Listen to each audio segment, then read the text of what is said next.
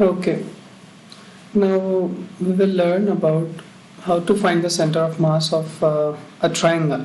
Okay, usually the triangle is isosceles. Okay,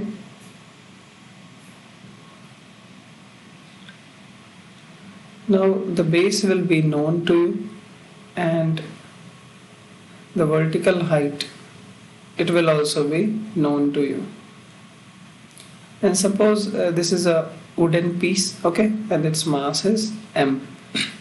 So the first step is the mass is distributed in this area. Okay, ये plane material है, इसका thickness ज़्यादा assume नहीं करता है, ठीक है, और मास यूनिफॉर्मली डिस्ट्रीब्यूटेड है हर जगह पे। तो इसका एरिया मास डेंसिटी सबसे पहले हम लिख लेते हैं। एरिया मास डेंसिटी लिखने से क्या फ़ायदा है कि जब हम छोटा सा एलिमेंट लेंगे तो एरिया मास डेंसिटी से मल्टीप्लाई करके उसके एरिया को हम उसका छोटा सा मास निकाल सकते हैं, इसीलिए ये कैलकुलेट किया जाता है। So the area mass density will become mass per unit area. The area of this triangle will be half into base into height. Okay, so this will become 2m by bh. This is the first thing we do. If it's a one-dimensional object, the mass is distributed along the length. There we calculate linear mass density, which is mass per unit length. In such type of flat objects, we calculate area mass density. And in case of three-dimensional objects, where the mass is distributed in the bulk of the material, we calculate volume mass density. Okay? उसके भी examples हम देखेंगे, but area पे focus करते हैं अभी, flat objects पे, two dimensional objects पे। तो ये हो गया, ये कर लिया हमने। अब ट्रायंगल में एलिमेंट लेने का तरीका मैंने आपको बताया था। इसमें क्या होता है, हम एलिमेंट क्या करते हैं, हम ऊपर y हाइट पे जाके ये पतला सा स्ट्राइप ले लेते हैं, ठीक है, जिसका थिकनेस dy ले लेते हैं, ठीक है, y के अलोंग है, बिल्कुल छोटा सा इनफाइनेटेसिमली स्मॉल डिस्टेंस, तो उसको dy हमने ले लिया, ठीक है। तो इस एलिमेंट का थिकनेस तो dy हो गया, बट इसका लेंथ अज्यूम कर लीजिए आप l है, ठीक है। प्रॉब्लम इसका एरिया निकालने में क्या है, देखिए एरिया है तो ये रेक्टेंगुलर स्ट्राइप, जैसे हम लोगों ने रेक्टेंगल के केस में निकाला था स्ट्राइप्स का करके, वैसा ही स्ट्राइप है। यहाँ पे ऑलमोस्ट इसको हम स्ट्रेट एज मान लेते हैं एंड्स पे, ठीक है, कोई ज़्यादा एरर नहीं होता है इस अजम्पशन में। सो इसका जो एरिया है वो L इंटू डी वाई हो जाएगा, ठीक है, ये stripe L into d Y.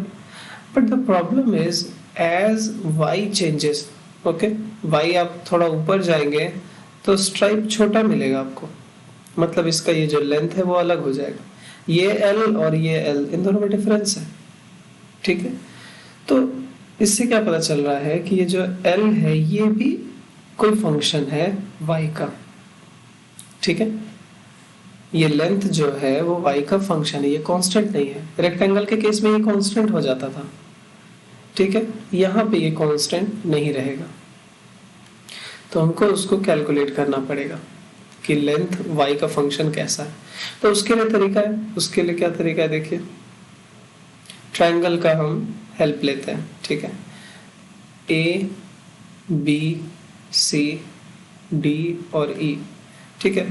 तो जरा इस ट्रायंगल में देखो, ट्रायंगल A B C, ये वाला पार्ट, ये जो ट्रायंगल का पार्ट है, और एक ये बड़ा वाला triangle A D E, triangle A D E, ठीक है। ये दोनों ट्रायंगल सिमिलर है, ठीक है, ये एंगल दोनों में कॉमन है, ये एंगल बराबर होगा, ये 90 डिग्री बराबर होगा, तो ये दोनों ट्रायंगल्स सिमिलर हैं, ठीक है।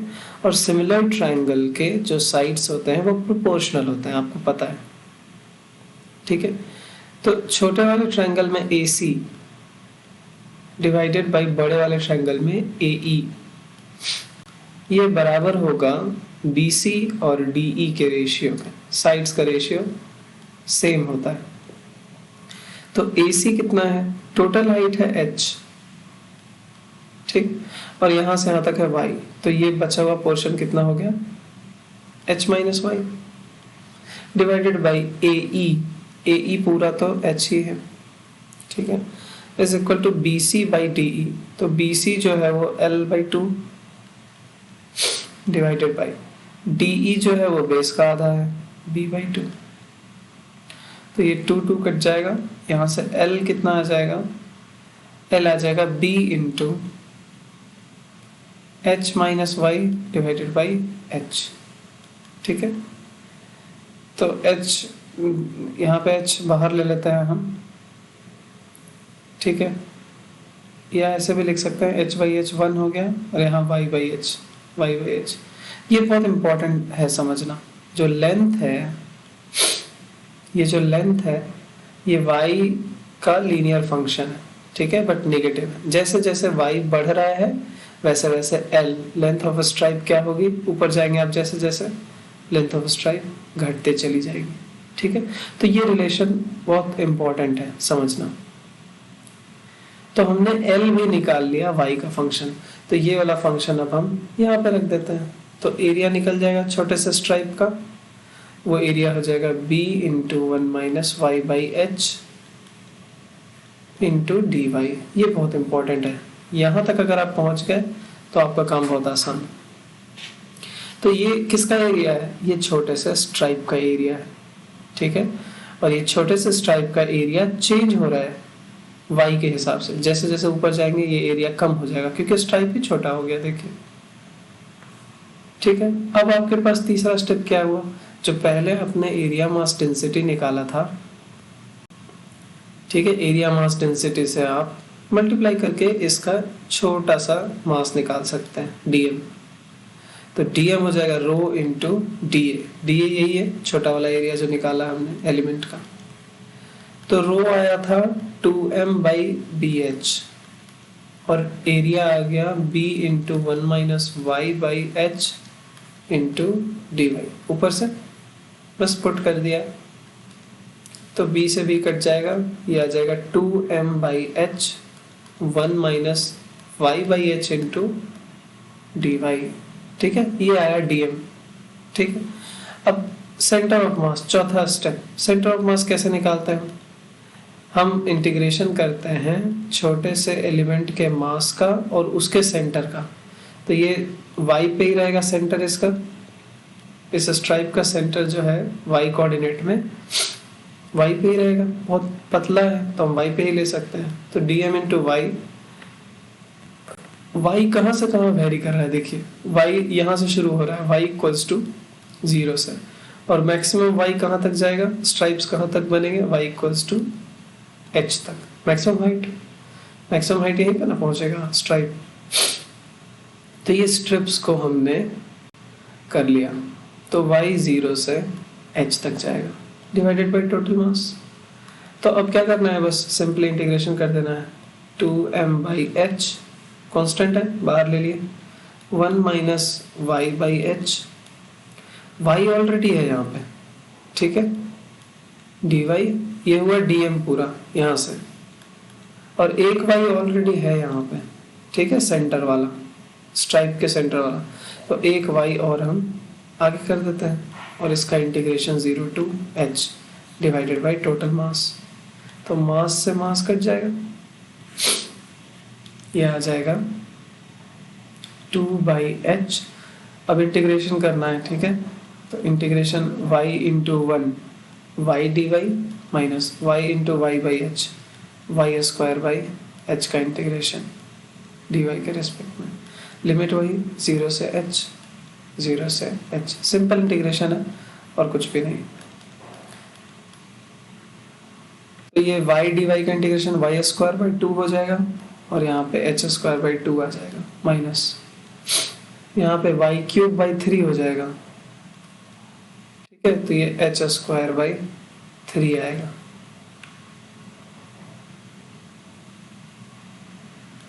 ठीक है, तो ये हो गया 2 by H square by 2 minus H square by 3 कितना होता है, एच स्क्वायर बाई 6, ठीक है, तो h से h कटेगा, 2 से 3 टाइम्स ये कट जाएगा, तो आ जाएगा h बाई 3, ये आ गया y coordinate of centre of मास। ठीक है, तो हमने y लिया कहाँ से था? हमने बेस लेवल से y लिया था, यहाँ से ऊपर y लिया था। y पे हमने एक स्ट्राइप लिया, ठीक है। इस स्ट्राइप का हमने छोटा सा एरिया निकाला, फिर उस छोटे से एरिया से छोटा सा मास निकाला, फिर dm और y का प्रोडक्ट लेके उसको इंटीग्रेट किया, टोटल मास से डिवाइड किया। ये y कोऑर्डिनेट आ गया सेंटर ऑफ मास का। तो y कोऑर्डिनेट आ रहा है h/3, मतलब अगर ये ट्रायंगल का टोटल हाइट h है तो इसका सेंटर ऑफ मास करीबन h/3 पे होता है, यहाँ बीचों बीच में, ठीक है। ये जो मीडियन लाइन है इसके बीचों बीच में होगा और नीचे से h/3 ऊपर होगा, ठीक है। तो अगर आपके पास कोई ट्रायंगुलर ऑब्जेक्ट है, ट्रायंगुलर चिप्स है मे बी, ठीक है, परफेक्टली ट्रायंगुलर चिप्स है, तो अगर ये लेंथ 3 सेंटीमीटर है, ठीक है, तो उसका सेंटर ऑफ मास नीचे से h/3 कितना हो जाएगा? 3/3, 1 सेंटीमीटर, 1 सेंटीमीटर ऊपर होगा। तो ये बहुत इंपॉर्टेंट ऑब्जर्वेशन है। ट्रायंगल का जिसका बेस और हाइट दिया हो आपको, उसका सेंटर ऑफ मास नीचे से h/3 होता है, यहाँ पे होता है बीचों बीच में h/3 हाइट। तो टॉप से कितना दूर है? टॉप से ये 2h/3 दूर है, ठीक है। तो ऐसे ट्रायंगल का सेंटर ऑफ मास निकाला जाता है। हमने रिंग का पढ़ा है, रिंग में, और फिर हमने ट्रायंगल का पढ़ लिया, ठीक। इसको खुद से आप डिराइव करने की कोशिश करेंगे। I will provide you the PDF also. Now moving forward, हम लोग एक और इम्पोर्टेंट ऑब्जेक्ट का देख रहे हैं, डिस्क का, ठीक है। गोल डिस्क होता है पतला सा, ठीक। अगेन थिकनेस को हम इग्नोर कर रहे हैं, ठीक है। ये हमारा डिस्क है, इसका मास है m और रेडियस है मान लीजिए r, ठीक है। फ्लॉपी डिस्क वगैरह जैसी चीजें होती है ना, वैसी, ठीक है। फ्लैट है, इसका एरिया मास डेंसिटी कितना हो जाएगा? सबसे पहले यही निकालना है, मास डेंसिटी। हमेशा आदत लगा लीजिए, एरिया मास डेंसिटी इसका हो जाएगा ρ = मास पर यूनिट एरिया m/πr²। सबसे पहला स्टेप तो यही है। दूसरा स्टेप है एलिमेंट चुनना, ठीक है। तो इसमें स्ट्राइप वाला तरीका बेकार होता है, वो नहीं चलता है, ठीक है। किया जा सकता है, ऐसा नहीं है, नहीं चलता है कहना is not correct, but that's very cumbersome, that's really difficult to derive. तो हम क्या करते हैं, हम रिंग लेते हैं, ठीक है। देखिए यहां से आप ध्यान दो, ये जो डिस्क है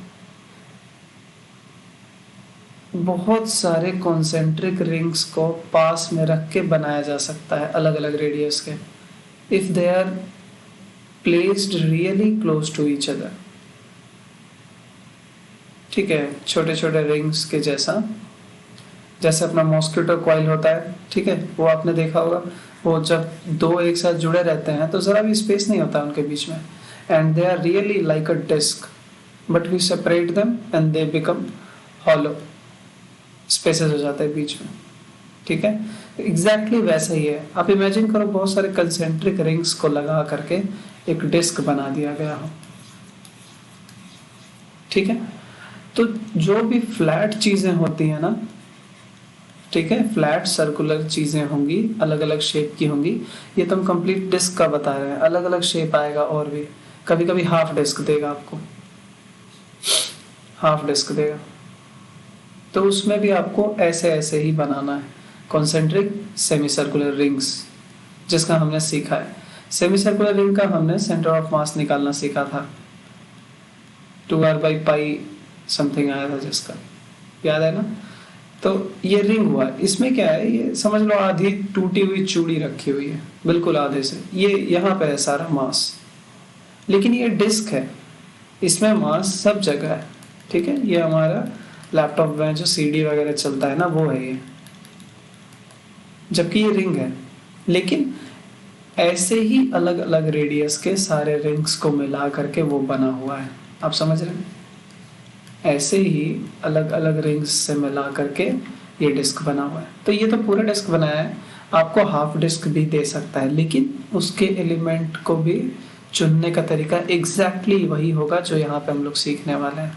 okay, now listen, how do we select the element in circular objects. हम क्या करते हैं, देखिए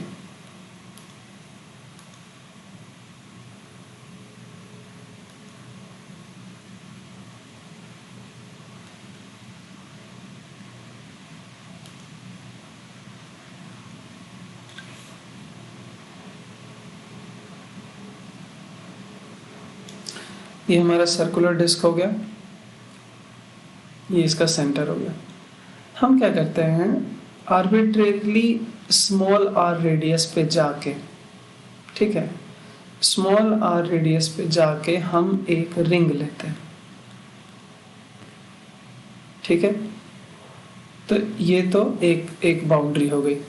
दूसरी बाउंड्री रिंग की कौन सी होगी, ये वाली, थोड़ा सा जस्ट उसके आगे ये काम करते हैं, सॉलिड लाइन से इनको भी बना लेते हैं। मतलब यू हैव टू अंडरस्टैंड, एक आर रेडियस की चूड़ी ले रहे हैं बेसिकली, ठीक है। हम आर रेडियस की एक चूड़ी रखना चाह रहे हैं बीच में, that's it. Wait a second, let me place it.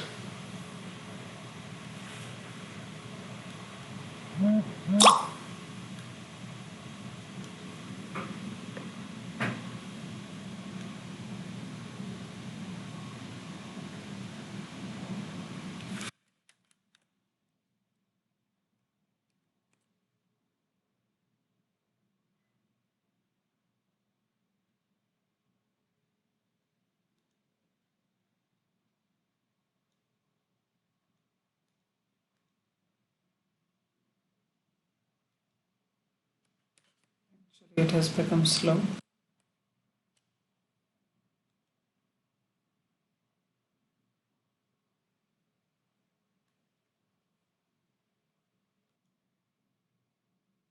Okay, so like this, ठीक है। ये बीच वाला जो पार्ट है ना, ये हमारी चूड़ी है, और ऐसे ही बहुत सारी कॉन्सेंट्रिक चूड़ियों को अलग अलग रेडियस के, ऑफ कोर्स, उनको रख करके ये डिस्क बनाया हुआ है, ठीक है। ऐसा हम अज्यूम करते हैं हमारे मैथमेटिक्स कैलकुलस में। तो इसका कुछ तो थिकनेस हमें लेना पड़ेगा रिंग का, समझ रहे हैं आप? मतलब इसका जो अंदर वाला पेरीफेरी है वो आर रेडियस पे है, सेंटर से ये दूरी आर है। तो ये बाहर वाला जो पार्ट है, बाहर वाला जो लाइन है ब्लैक वाला, ये कितनी दूरी पे है? तो आर के डायरेक्शन में बिल्कुल इनफाइनेटेसिमली स्मॉल थिकनेस, इसको हम क्या लेंगे? एक्स के डायरेक्शन में स्मॉल थिकनेस को क्या लेते थे? dx। वाई के डायरेक्शन में dy। तो आर के डायरेक्शन में क्या लेंगे?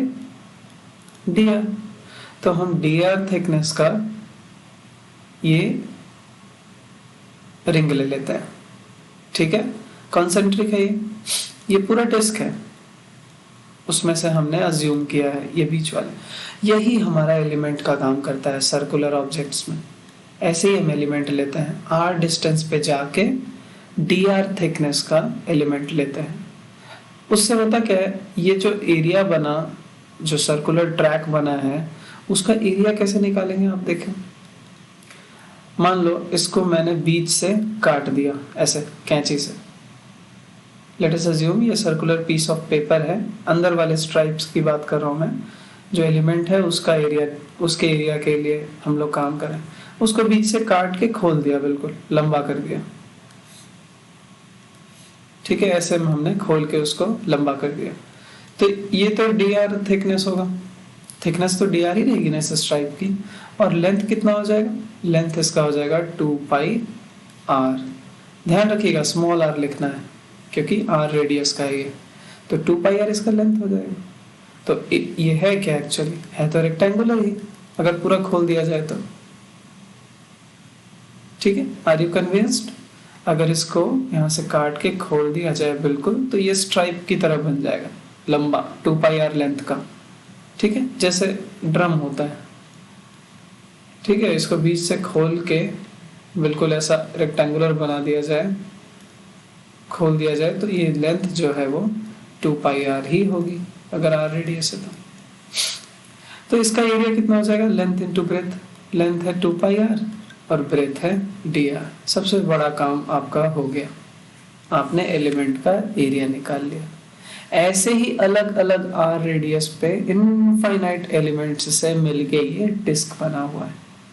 ओके, तो जब एलिमेंट का एरिया निकाल लिया तो तीसरा काम वही dm निकालना। ठीक है, तो dm कितना होगा, dm होगा dA into area density. dA कितना है, 2πr dr, और डेंसिटी कितनी आई थी, m/πr²। r कैपिटल डिस्क का है वो। ठीक है, यहाँ r पे ध्यान रखना है, एक स्मॉल r यूज कर रहे हैं हम लोग स्ट्राइप के लिए, एलिमेंट के लिए, और कैपिटल R यूज कर रहे हैं पूरे डिस्क के लिए। तो ये ऐसा आ जाएगा, तो पाई से पाई कट जाएगा एटलीस्ट, और यहाँ से आ जाएगा 2m/r² r dr। देखो अगेन कैलकुलस वाला काम हो गया हमारा। अब वही करना है। अब आप बताओ, ये तो परफेक्टली सिमेट्रिकल है सेंटर के अबाउट, तो इसका सेंटर कहाँ पे आएगा, इस एलिमेंट का अपना सेंटर कहाँ पे होगा, सेंटर पे।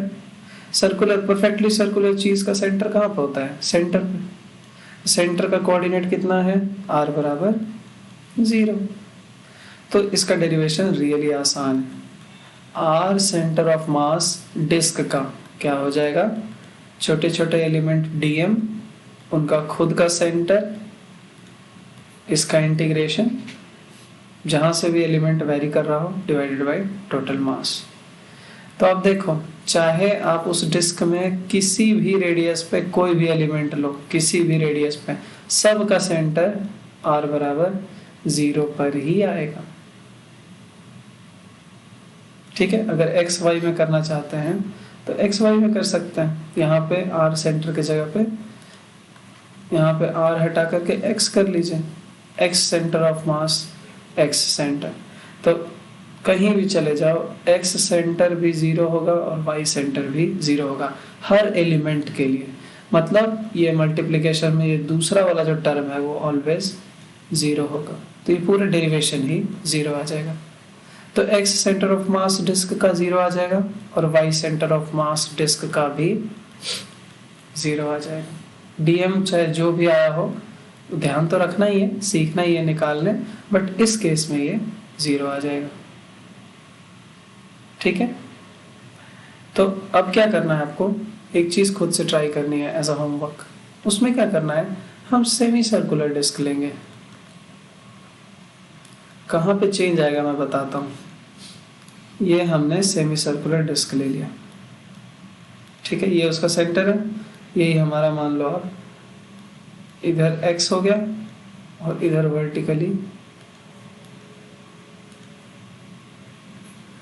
वर्टिकली हमारा y एक्सिस हो गया। तो एलिमेंट वैसे ही लेना है, ये r रेडियस का डिस्क है, किसी भी स्मॉल r रेडियस पे जाके एक सेमी सर्कुलर रिंग ले लीजिए। अब ये तो सेमी सर्कुलर रिंग से ही मिलके बनेगा, सर्कुलर रिंग लेने की जरूरत है नहीं। और ये रिंग जो आपने लिया है वो dr थिकनेस का ले लीजिए। ये आप dr थिकनेस का सेमी सर्कुलर रिंग ले लीजिए।